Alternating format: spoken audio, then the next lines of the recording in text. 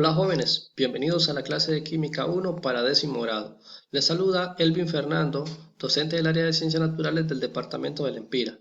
En esta ocasión les voy a compartir un tema muy importante que es la tabla periódica. El objetivo de esta clase es describir a los elementos de acuerdo a su ubicación en la tabla periódica, destacando sus propiedades físicas y químicas.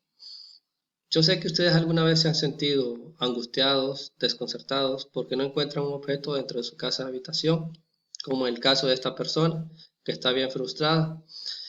Ustedes saben que esas cosas ustedes las han visto, tienen la certeza de que ahí está, pero no la pueden encontrar porque se ha perdido entre todas las cosas.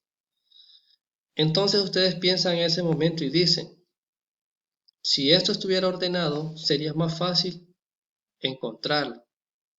Y efectivamente, si nosotros ordenamos las cosas, es más fácil identificarlas para poder trabajar con ellas. Lo mismo ha pasado con los químicos, que han organizado mucha información como ser una tabla periódica de acuerdo a sus propiedades y semejanzas para poder trabajar con ellas. Esto se viene dando desde hace mucho tiempo. Si les presentamos una tabla periódica, si les presento una tabla periódica que fue elaborada desde hace mucho tiempo, quizás usted ni la reconoce y nunca la había visto. Esta es una de las primeras tablas periódicas. Como a mediados de 1800 se conocían menos de 70 elementos y se desconocían lo que son los gases nobles, los que conocemos actualmente, y muchos de los otros elementos que se han descubierto en el lapso de este tiempo. La tabla periódica con el paso del tiempo ha ido cambiando, es decir, que la han ido modificando. En el año de 1869, Dmitri Mendeleev organizó los elementos de acuerdo a su masa atómica. Conforme a eso organizó los elementos y en ese tiempo fue aceptada.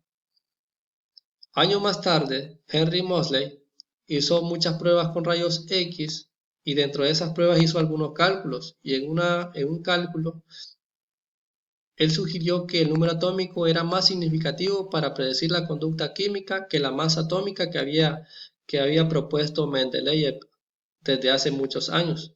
Entonces, en ese tiempo, la tabla periódica fue reorganizada de acuerdo al nivel de átomos que tenía cada uno de los elementos. Con esto podemos decir que la tabla periódica es la herramienta más poderosa de todo químico para poder trabajar con ella y para poder predecir el comportamiento químico de cada uno de los elementos. La tabla periódica en esta ocasión la definimos como una disposición de los elementos químicos en forma de tabla. Estos elementos están ordenados por su número atómico, por su configuración de electrones y sus propiedades químicas. Este ordenamiento muestra tendencias periódicas como elementos con compartimiento similar en la misma columna. Esta es la tabla periódica con la que contamos actualmente.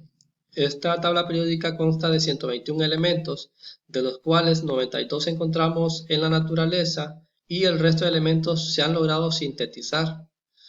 Cada elemento está siendo representado por un recuadro, como en el caso de este hidrógeno, como el ejemplo del hidrógeno.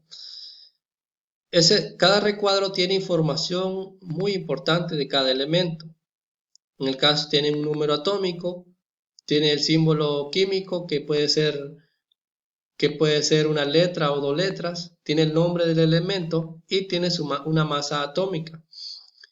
Otras tablas que se compran generalmente contienen más información como ser las valencias, contienen el año de descubrimiento del elemento, además tienen los puntos de ebullición y fusión. También si nosotros observamos detenidamente la tabla periódica, observamos que hay una diversidad de colores.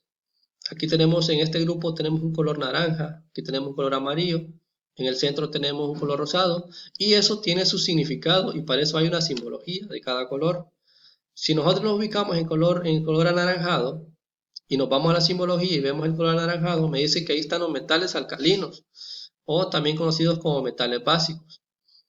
En el color amarillo nos vamos a la simbología y me dice que ahí están los metales alcalinoterrios. Si nos vamos al centro de la tabla periódica, observamos que todos los elementos están de color rosado y eso se los ubican como los metales de transición.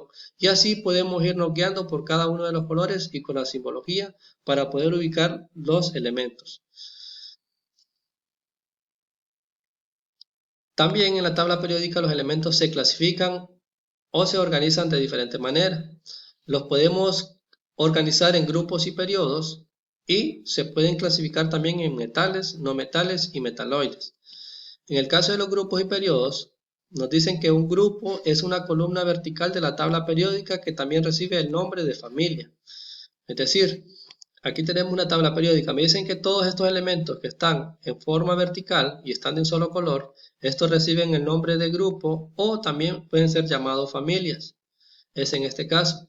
Es decir que esos son llamados grupos o familias. Aquí tenemos otra familia, esta es otra familia, esta es otra familia y así podemos ir clasificando cada una de las familias. En este caso, esta columna que está de color anaranjado se le llama que es una familia de los alcalinos. La que está de color morado nos dicen que esta es una familia de los alcalinoterrios y así sucesivamente podemos ir nombrando cada una de las familias. También en la tabla periódica, las líneas que observamos en forma horizontal, estas líneas se clasifican como periodos. Cada periodo, según nosotros vamos avanzando para abajo, cada uno tiene un nivel de energía diferente. Cada electrón tiene un nivel de energía diferente según vamos avanzando. Si nosotros contamos cuántos periodos hay, al final contamos que hay 7 periodos. Y si contamos el número de familias que encontramos en la tabla periódica, logramos encontrar un número de 18 grupos o familias, cada uno con un nombre diferente. Si nos ubicamos en la clasificación de los metales, no metales y metaloides, siendo uso de la misma tabla periódica, observamos en la tabla periódica que la mayoría de los elementos son elementos metales. Estos elementos son buenos conductores de la electricidad, son buenos conductores del calor, son duros y se pueden moldear. En el caso de los no metales, estos no metales no son buenos conductores de la electricidad, solo a excepción del carbono. Estos elementos no metales se pueden encontrar en forma de gas, en forma de líquido y en forma sólida. Pero si encontramos los no metales en forma sólida, estos son muy frágiles y quebradizos. También tenemos los que son los metaloides. Cuando hablamos de los metaloides, estos cuentan con propiedades tanto de los no metales como propiedades de los metales.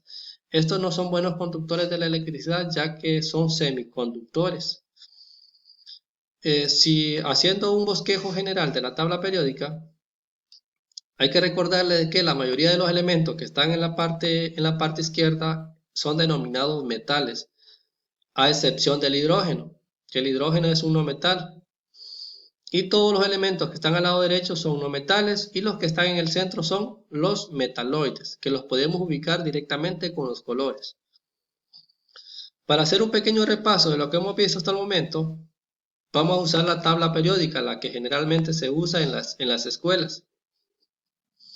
Hablamos de que las líneas que están en forma vertical, que están de este color anaranjado por ejemplo, a esto le llamamos grupos o familias. Ejemplo, esta es la familia de ¿quién? Es un color anaranjado, nos vamos al color anaranjado, es la familia de los alcalinos. Nos ubicamos en el color amarillo, esta es una familia de los alcalinoterrios. Entonces, todos los elementos que están en forma vertical o en columnas verticales son denominados grupos o familias. Y los elementos, si los ubicamos de acuerdo a las líneas horizontales, a esos elementos le llamamos periodos. Esos son periodos porque tienen un diferente nivel de energía en el átomo.